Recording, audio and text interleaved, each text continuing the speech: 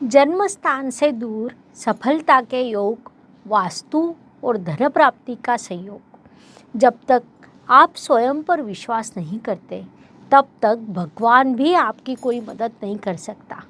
स्वामी विवेकानंद जी का अत्यंत प्रसिद्ध विचार है, जो मिथुन राशि को के जातकों ने इस गुरु परिवर्तन के काल में मुख्य रूप से ध्यान में लेना चाहिए। नमस्कार, मैं एस्ट्रो गुरुमा डॉक्टर ज्योति जोशी आप सभी ज्योतिष प्रेमियों का हार्दिक स्वागत करती हूँ। ग्रह लगातार भ्रमण करते रहते हैं, गोचर द्वारा एक राशि से दूसरे राशि में प्रवेश करते हैं। उसके शुभ और अशुभ ऐसे दोनों प्रभाव मनुष्य पर पड़ते हैं। इसीलिए ज्योतिषीय दृष्टिकोण से वह घटना महत्वपूर्ण मानी जाती है। इसीलिए हम सदैव ग्रहों के राशि परिवर्तन का विश्लेषण करते हैं। उस अनुसार आने वाले 1 मई 2024 के दिन एक अत्यंत बड़ी घटना होने वाली है। उस दिन देवगुरु बृहस्पति राशि परिवर्तन करने वाले हैं। गुरुदेव प्राकृतिक शुभ ग्रह होने के कारण उनके राशि परिवर्तन का विशेष महत्व रहता है। मनुष्य जीवन पर उनका बड़ा प्रभाव पड़ता है। इसीलिए राशि के अनुसार हम उन प्रभावों का विश्लेषण करते हैं। उसमें आज हम मिथुन राशि पर क्या प्रभाव होगा, इस पर विस्तार से वार्तालाप करेंगे। साथ ही इस समय काल में किए जाने वाले विशेष उपाय भी मैं आपको बताने वाली हूँ। इसीलिए आज के भाग को अंत तक देखना न भूलें।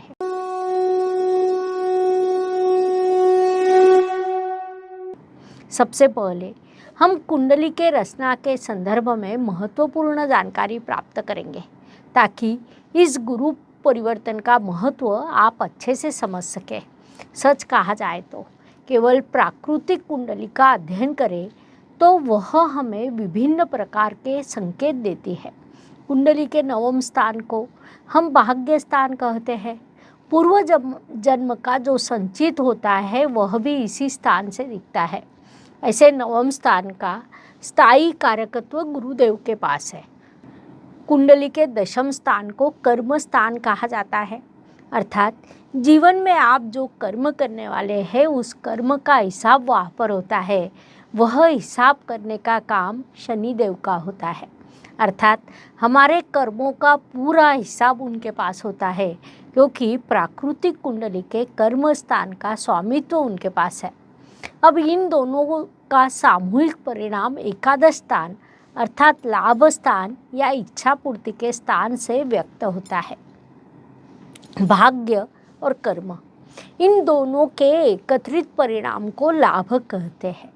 यह सब होने के बाद आप कर्तव्यों को पूरा करते हैं, भरपूर खर्च करते हैं, अपने सभी कर्तव्य जिम्मेदारियों को पूरा करते हैं और उसके बाद मोक्ष की ओर जाते हैं। आपको मोक्ष की ओर लेकर जाने वाला स्थान कुंडली का व्यय स्थान होता है। महत्वपूर्ण बात है कि इस व्यय स्थान का स्वामित्व गुरुदेव के पास है। संक्षेप में कहा जाए तो कुंडली के भाग्य, कर्म, लाभ और व्यय, इन चारों स्थानों के अत्यंत सुंदर सुसूत्रता दिखाई देती है। कुंडली में यह चारों स्थान धर्म, अर्थ, काम और मोक्ष इस क्रम से आते हैं। नवम यह धर्म स्थान, दशम यह कर्म स्थान, एकादश यह लाभ स्थान, तो द्वादश यह व्यय स्थान होता है। ऐसी सुंदर रचना कुंडली में होती है। उसी के अनुसार मनुष्य जीवन व्यतीत होता है। जब हम ग्रहों का एक गोचर का अध्ययन करते हैं, तब हमारे समझ में आता है कि अत्यंत प्रसन्नता प्रदान होती है, क्योंकि हर ग्रह की दिशा इसी पद्धति से होती है। उसके हर जातक पर होने वाले परिणाम भी इसी पद्धति से होते हैं। उसका सखोल अध्ययन करने के बाद हमें जीवन के सुंदर सूत्र मिलते हैं। यह हमारे महान ऋषि मुनियों की शक्ति है। उनके अथक परिश्रम से, संशोधन से, सखोल अध्ययन से इतनी सुंदर कुंडली हमें प्राप्त होती है। उसके द्वारा गुरुदेव का राशि भ्रमण और उनके राशि परिवर्तन का महत्व आप अंदाजा लगा सकते हैं। वायु तत्व की राशियाँ अर्थात मिथुन, तुला और कुंभ, इन राशियों की दृष्टि से विचार करें तो गुरुदेव उनके लिए अब तक अत्यंत शुभ और लाभकारी स्थिति में थे। इन राशियों के लिए अब तक उनके द्वारा काम त्रिकोण पूर्ण हुआ था, जो महत्वपूर्ण योग माना जाता है, जिस कारण 3 राशियों के लिए भौतिक जीवन संपन्नता से व्यतीत करने का मार्ग समृद्ध हुआ था। वहाँ से अब गुरुदेव राशि परिवर्तन करने वाले हैं। यहाँ से आगे अर्थात 1 मई 2024 से गुरुदेव मोक्ष त्रिकोण पूर्ण करने वाले हैं। ज्योतिष अनुसार यह भी महत्वपूर्ण योग माना जाता है, जिस कारण वायु तत्व की राशियों ने इस काल में अधिक से अधिक दान करना, धर्म करना, आध्यात्मिक उन्नति साध्य करना, सामाजिक कार्य करना, वास्तु के लिए खर्च करना, जिम्मेदारियों को पूर्ण करने के लिए खर्च करना, ऐसी भूमिका लेनी चाहिए, ताकि गुरुदेव जब मिथुन राशि में प्रवेश करेंगे तब उनके लिए शुभ फलों में अधिक वृद्धि हो सके। अब हम इस गुरु परिवर्तन के प्रभाव को राशि के अनुसार विश्लेषण करेंगे। उसमें आज हम मिथुन राशि पर होने वाले प्रभाव को समझने वाले हैं। मिथुन राशि की दृष्टि से विचार करें तो गुरुदेव अब तक आपके लाभ स्थान में विराजमान थे, जिस कारण पिछले काल में आपको लाभ के कई अवसर अवश्य प्राप्त हुए। 1 मई 2024 को वे वृषभ राशि अर्थात आपके व्यय स्थान में प्रवेश करेंगे।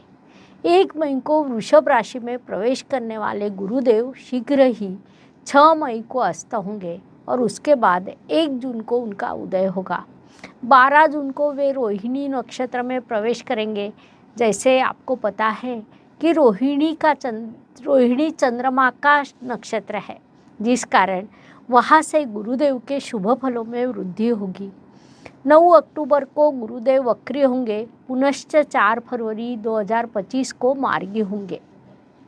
लगभग 12 वर्षों के बाद गुरुदेव अब वृषभ राशि अर्थात आपके व्यय स्थान में प्रवेश करने वाले हैं। मिथुन राशि के लिए गुरुदेव सप्तम और दशम इन 2 महत्वपूर्ण स्थानों के स्वामी हैं। कुंडली का सप्तम स्थान वैवाहिक जीवन साथी का स्थान होता है, तो दशम स्थान कर्म स्थान होता है। गुरुदेव आपके व्यय स्थान में प्रवेश करने वाले हैं। उस स्थान से विभिन्न प्रकार के खर्च, बाधा, परेशानी, हॉस्पिटल का खर्च देखा जाता है, लेकिन व्यय स्थान में प्रवेश करने वाले गुरुदेव आपको मोक्ष की ओर जाने वाला मार्ग दिखाते हैं, उन्नति के अवसर प्रदान करते हैं। वास्तु या नौकरी के संदर्भ में, पारिवारिक प्रॉपर्टी के संदर्भ में अवसर प्रदान करते हैं। अर्थात आप स्वयं पर विश्वास रखें, वही इस काल में लाभकारी रहेगा। गुरुदेव 1 मई को आपके व्यय स्थान में प्रवेश करने वाले हैं, जिस कारण मिथुन जातक कई बार भयभीत हो सकते हैं। गुरुदेव व्यय स्थान में जाने से क्या कोई परेशानी होगी? क्योंकि पिछले काल में वे आपके लाभ स्थान में विराजमान थे। ज्योतिष नियमों के अनुसार 11वां गुरु लाभकारी होता है, जिस कारण लाभ के कई अवसर आपको मिले होंगे। लेकिन चूंकि ग्रह सदैव भ्रमण करते हैं और भ्रमण के अनुसार उनके फलों की दिशा बदलती है, गुरुदेव आपके व्यय स्थान में प्रवेश करने वाले हैं, तो यह गुरुदेव आपको क्या देंगे? हो सकता है कि वे आपको विदेश भेजेंगे या जन्मस्थल से कहीं दूर भेजेंगे, पढ़ाई, बिजनेस, नौकरी के लिए बाहर भेजेंगे।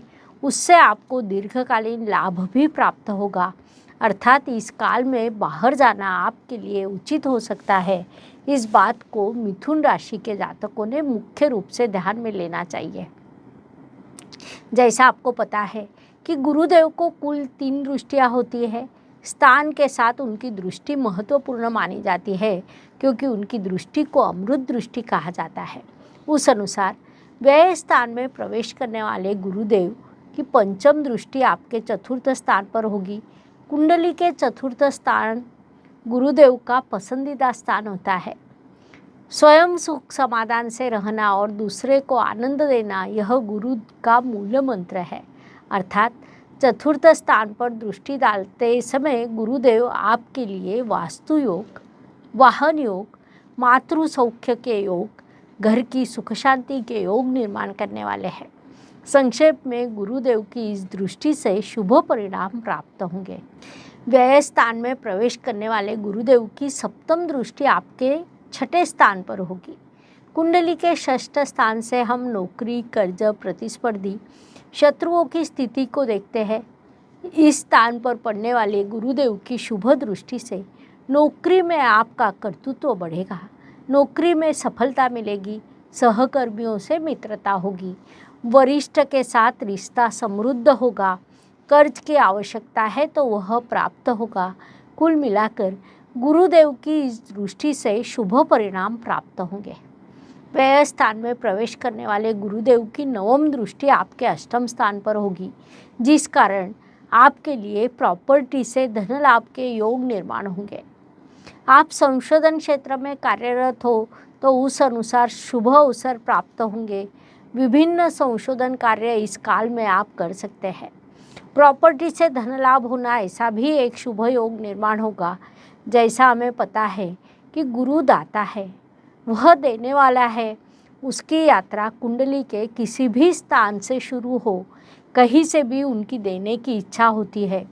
केवल स्थान में बदलाव होने से देने की दिशा बदलती है, लेकिन गुरुदेव देने वाले हैं, वे आपको निश्चित रूप से देते हैं। इस बात को मिथुन जातकों ने ध्यान में लेना चाहिए। उपायों की दृष्टि से विचार करें तो ज्योतिष में कई छोटे छोटे सीधे सरल उपाय बताए गए हैं, जो कोई भी सरलता से कर सकता है। उसके लिए कुछ विशेष करने की आवश्यकता नहीं होती। उपाय भले ही छोटे हो, लेकिन उनका परिणाम बड़ा होता है। शर्त केवल इतनी कि उपाय को पूर्ण श्रद्धा से करना चाहिए। उस अनुसार मिथुन राशि की दृष्टि से उपायों का विचार करें तो विवाद समाप्त करने के लिए गुरुदेव कुछ विशेष उपाय करें। जैसा कि पति पत्नी में विवाद शुरू है, हर रोज झगड़े होते रहते हैं, तो गुरुवार के दिन बृहस्पति देव या भगवान विष्णु जी की प्रतिमा को पीले रंग के वस्त्र परिधान करें। उसके बाद पीला चंदन, पीले रंग के फूलों से पूजा करें। यह उपाय अवश्य करें, इसके शुभ परिणाम प्राप्त होंगे। इस प्रकार गुरुदेव का राशि परिवर्तन मेष से लेकर मीन तक हर राशि के लिए कैसा रहेगा, यह समझने के लिए हमने 12 वीडियो आपके इस चैनल पर अपलोड किए हैं।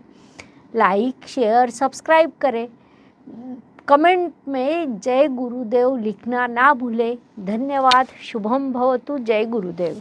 ज्योतिष का अध्ययन तथा शास्त्र की शास्त्रीय तरीके से पढ़ाई करने के लिए मेरी 2 किताबें प्रकाशित हो चुकी है, उनका अवश्य लाभ लीजिए। Please like, share and subscribe the channel. और हाँ, बेल आइकॉन दबाना ना भूलें। धन्यवाद।